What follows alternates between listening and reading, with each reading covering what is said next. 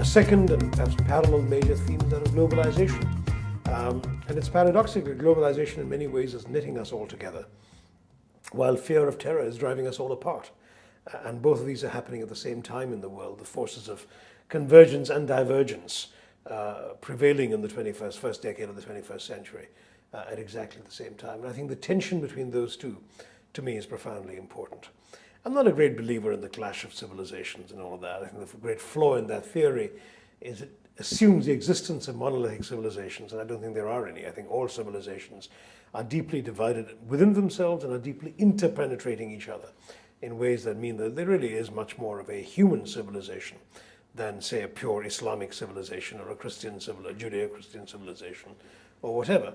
But the whole notion of this clash is, I think, underscored by this phenomenon of convergence and disruption taking place at the same time in our present era. So when I look beyond the headlines of the day to the broader patterns of the stories around the world, that's what I see, is a struggle between globalization and terror, between convergence and disruption, in a sense between coexistence and the putting up of barriers.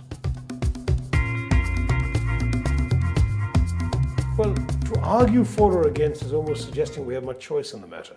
I mean, we're looking at a world in which globalization is truly a reality. You can't uninvent the computer chip, you can't uninvent the satellite phone, you can't uninvent the various ways in which human beings, as well as their finances, their lifestyles, are connected with a speed that was unimaginable a few decades ago. So to that degree, globalization is merely a term that reflects the real interdependence of human civilization at this point in our existence. And so the argument for it is that it's there, it's something we have to live with and adjust to. The argument against it, I think, is not against globalization itself, but against those it leaves out. The argument is that the magic of the market is all very well, but it will not appeal to those who cannot afford to enter the marketplace.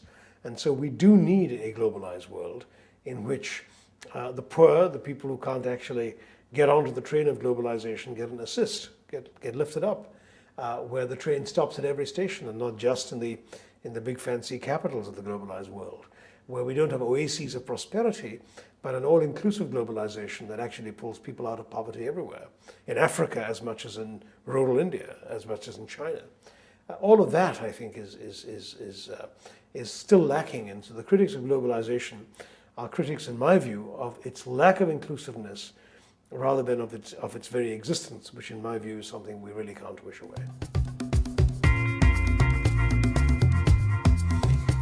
Well, the challenges of globalization are many and varied, so to suggest that any institution is up to meeting all those challenges would be futile, because obviously the challenges are vast, and the best that institutions can do is to be agile enough to respond to them. But the fact that we have these institutions is very important, because it's very clear that without global institutions, we would not be able to respond effectively at all.